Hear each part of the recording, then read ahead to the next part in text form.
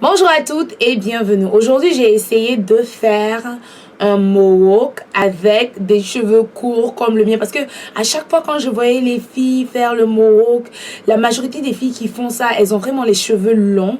Alors que moi, j'ai pas les cheveux longs pour le moment. Du coup, j'ai décidé de faire. Franchement, c'est la première fois que je fais ça devant vous. Et j'ai pris mon temps. Je l'ai jamais fait. Je l'ai jamais fait. C'est vraiment. Aujourd'hui, j'ai dit, bon, on va allumer la caméra. Et puis, on va voir ce que ça va donner. Donc, finalement, j'ai fait au fur et à mesure. Et voilà. Donc, voilà le résultat final. J'espère vraiment que vous allez aimer. J'ai acheté la mèche Expression. C'est une mèche comme ça. Comme ça, c'est cette qualité-là. Je l'ai acheté ici. Je ne sais pas si vous êtes à l'extérieur. Je ne sais pas vraiment comment vous allez faire pour vous la procurer. Je ne sais pas. Donc, voilà, elle est moins chère ici. Et ça vient comme ceci. Voilà, j'ai payé 2 paquets. C'est 2 paquets. Et dans chaque paquet, vous avez 2 boules comme ça. Donc, ça veut dire que vous avez 3 traits. Et dans le paquet en tout, vous avez 6 boules. Donc, moi, j'ai utilisé tous les noirs qui sont là-bas. Et ensuite, j'ai mis un peu de couleur pour que ça fasse un peu plus original. Donc, c'est ça. So, hi everyone. This is my mohawk. And this is my first time to do this mohawk. I'm sorry, my English is poor, but whatever, just follow the step and you will know how I do to achieve this look. I have a short hair and this is for short hair only.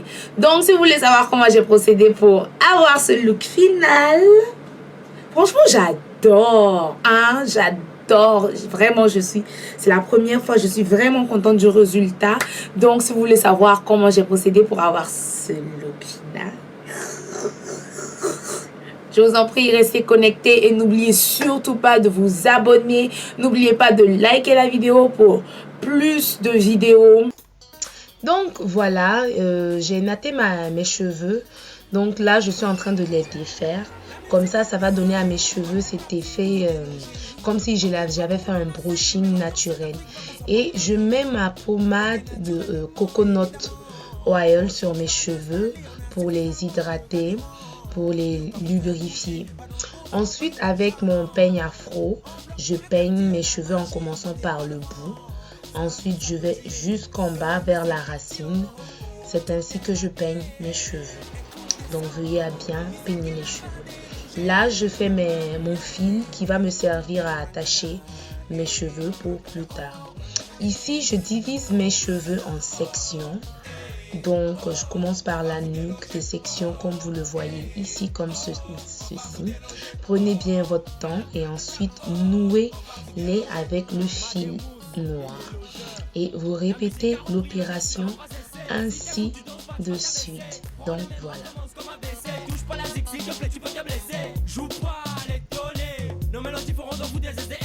Vous serez embarqué dans la joie, dans un tourbillon de keuf. Tout ce sera fort, il n'y a pas de keuf. Donc voilà, j'ai fini de nouer. Ici, je prends le temps pour bien définir ma tracée, pour qu'elle soit bien visible, pour que les restes soient bien visibles, parce que la devanture est très importante. Donc, prenez vraiment votre temps pour bien tracer l'arrêt pour qu'elle soit visible. Ensuite, nouez la devanture comme ça et sécurisez-la avec une épingle. Là, avec une brosse à dents usagée, voilà, je vais bien lisser la devanture de mes cheveux, les edges, avec mon gel de chez Eco Styler, comme ceci. Donc, je prends vraiment tout mon temps pour le faire. Ensuite, j'essaie de faire une espèce de torsadé. On appelle ça des flactus, qui permet de faire rentrer les cheveux de l'extérieur vers l'intérieur comme ceci. J'ai déjà préféré l'autre côté pour ne pas perdre du temps. Et ensuite, je renoue encore le tout. Donc voilà ce que ça donne. Mes 2 flactus comme ceci. Et voilà. Là, je peigne mes cheveux de devant comme ceci et je l'attrape. Et je vais encore la renouer avec mon fil. Alors, vous voyez que c'est beaucoup de nouages. Donc, faites le fil là de sorte que ça soit vraiment long. Et le restant du fil, je la retravaille sur les autres pompons. J'appelle ça des pompons. Voilà, sur les autres pompons dessus. Et voilà ce qui est fait. Voilà. Donc, j'ai mes 4 sections de pompons. Ensuite, avec une brosse qui ressemble à les brosses à chaussures là, voilà, je mets le gel éco-styler partout pour que ça soit vraiment bien plat et que les cheveux ne débordent pas. Donc voilà. Là, j'utilise ma mèche de Xpression. Je l'ai achetée ici. Je pense qu'elle fait à peu près 2000 francs, à peu près moins de 5 euros. Ou moins de 5 dollars. Donc, j'aime bien cette mèche-là parce qu'elle est assez frisée. Donc, ce que je fais, c'est que je commence par le dos, par la nuque. Et j'enroule la mèche autour de mon pompon, autour de mes boules de cheveux. Et ensuite, ce que je fais, c'est que je veille à vraiment ramasser, comme ceci, comme vous le voyez ici. Voilà, à ramasser à chaque fois que je fais le tour pour que la mèche ne s'en mêle pas. Donc voilà ce que je fais. Et ensuite, je vais sécuriser avec les épingles à cheveux. Parce qu'il y a différentes sortes d'épingles à cheveux. Il y a les longs, il y a les courts. Ici, moi, j'utilise les courts. Voilà, ça, c'est ma première tranche de mèche. Et ça, c'est la deuxième tranche parce que les mèches viennent en 2 boules. Donc, j'utilise 2 boules pour ici parce que les boules sont assez petites. Et comme je veux quelque chose de légèrement volumineux, c'est pour cela que j'utilise, voilà, les 2 boules tout entier. Et je répète encore le même processus, la même procédure. Et je sécurise à chaque fois avec mon épingle à cheveux court. Et voilà, vous répétez l'opération comme ceci. Voilà, du bas en allant vers le haut. Là, j'ai mixé les 2 boules en même temps. Et voilà, pour pouvoir faire le troisième pompon du moins.